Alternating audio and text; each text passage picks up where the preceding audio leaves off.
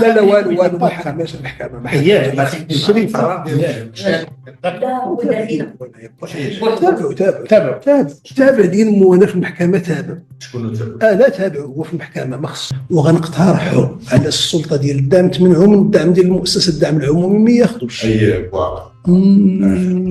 هذه اونكور فكره. هاد بسيطين هذاك المحامي دوك المصدين شي حنكون مصر. إلا تصلحت شي حاجة في هذه البلاد الصحافة أعين الدولة على المؤسسات وعلى المقدسات وعلى الثروات.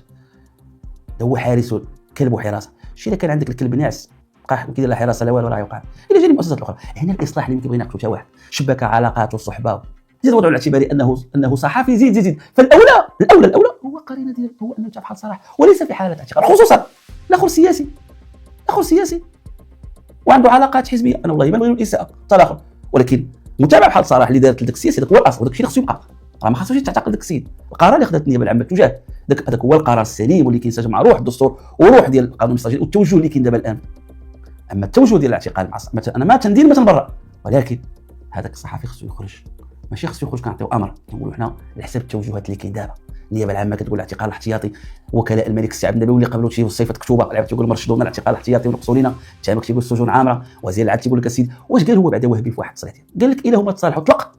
نقول لك العباره ما نقدرش نقولها عقلت واش قال لك الا جوج مالك انت القضاء اطلق هادو راهم تصالحوا هادو ما ضروش المجتمع.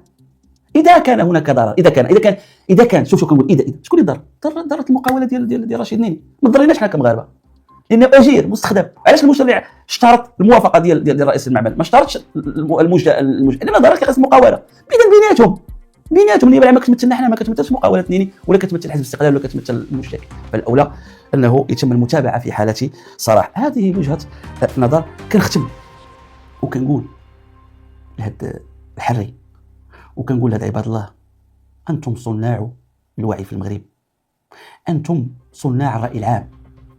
الانسان يكون قد فمه قد تكون الاخلاق ماشي هذه لان المشتكيه بنت شريحه خاصه نزلتي على الكورونيل نزلها ضحيه السيارات الفارهه تلبس افلات من العقاب عريان وكيل الملك عنده شبهات قويه. هذا ما بالكش تلبس المخدوم. علاش حيت ديك بنت شريحه خاصه المشتكيه اقول لي وهنا شنو حضر العلاقات عاوتاني المخدوم ملي كتكون العلاقه مع صحافي ولا علاقه راه خصنا المعقول ولا خصنا راه ماشي يقدر يكون هذا الصحفي غير ضحيه ديال راه كاين شي حاجه كبار وما الايام غتبينها ما داك الصحفي تقدر تلقى مسكين عاد قدام فهاد ربما الله اعلم.